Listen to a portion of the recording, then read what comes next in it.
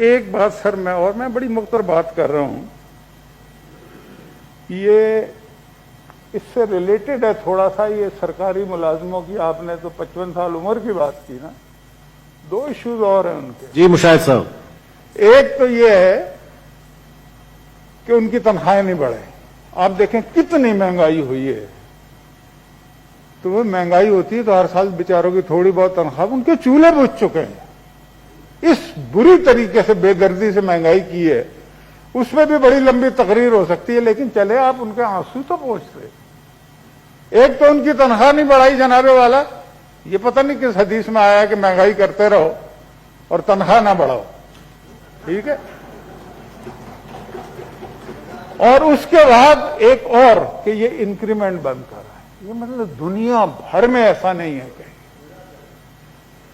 یہ social welfare status میں بھی ایسے نہیں ہے جہاں پہ کھانا، علاج، دیگر اسٹیٹ کی ذمہ داری ہے۔ یہ کوئی سوشل ویلفیئر اسٹیٹ نہیں ہے، یہاں پہ جب کسی کی تنخواہ کم ہوتی ہے یا نہیں ملتی یا نوکری سے نکلتا ہے تو اس کا پھر ایمان، اس کو ہم حدیثیں سنا کے اس کے ایمان کو بحال نہیں کر سکتے، کیونکہ اس کا بچے بھوکے مار رہے ہوتے ہیں۔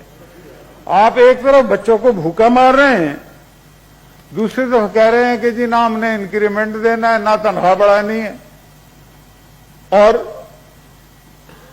اس سے کچھ ہی عرصہ پہلے صدر صاحب کی تنخواہ 9 لاکھ کر دیتے ہیں آپ،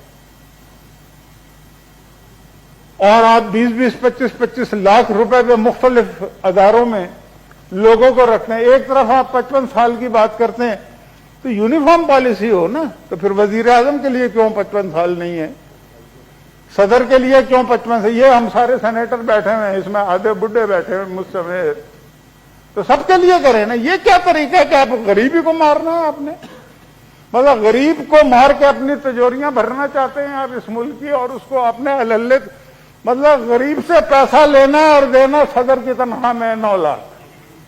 یہ ہے پالیسی، یہ ہے فلسفی۔ جناب والا اس پہ غور کرنا چاہیے تھوڑا سا، اور اس